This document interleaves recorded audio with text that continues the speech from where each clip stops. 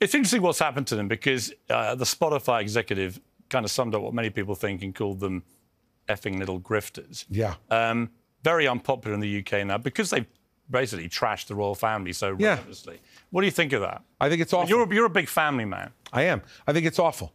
I think if you have those kind of disputes with your father, with your brother, other members of your family, that's fine. Families fight, but they need to fight inside the family. Right. And I think when he decided to go public with all of that, and the only conclusion I can draw are two.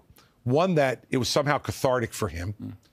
And he's obviously a troubled young man, and who could wonder about that because of his mother's passing at such a young age.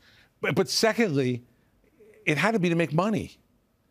And I think that to trash your family for cash, I totally agree. I think is beneath someone who's been given all the honors he's been given over the course of his life. And so, but the good thing is, I'm hopeful that, you know, his father now has what he's always wanted. And I'm hoping that King Charles will be forgiving.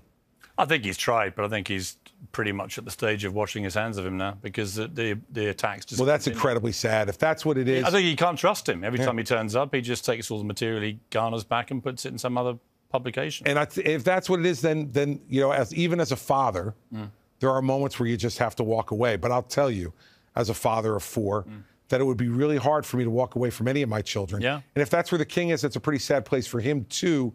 Not his fault necessarily at all, but a sad place for him at a moment in his life when he should be really pretty happy. He's got the woman he's always loved, and he's got the job he always wanted. Let's go forward a bit. You knock out Trump, you win the presidency, Inauguration Day. What do you say to the American people? That it's time for us, once again, to put our country first. It's time for us to put aside some of our differences and figure out areas where we can work together and compromise. And that the kind of president I would hope to be would be one that would be able to forge those compromises and sacrifice my own popularity to be able to make action happen. Your mother said to you before she died that far more important to be respected than to be loved, because if you're respected, the love comes down the line. I thought that was really good advice. It was great advice. Would you take that advice into a presidency? It's the advice I take into every day of my life. It's not just into my jobs. It's into the way I deal with my kids, too. I want to be someone who they respect in addition to someone they love. Because if they respect me, then they're going to come to me when they have problems. They're going to come to me for advice. They're going to come to me when they just need to cry. And that's the kind of respect that, if I were to become president, I'd want the American people to know that every day I'd be working as hard as I could to make them feel that respect for me, but more importantly, for them to feel proud of their country. And I think there are moments now where Americans don't feel proud of our country because of some of the things we're failing to do. And I want us to do the big things.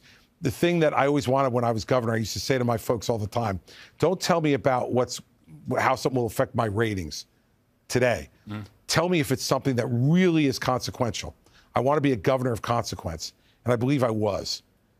And that's the kind of president I want to be, to do the big things, to be a president of consequence.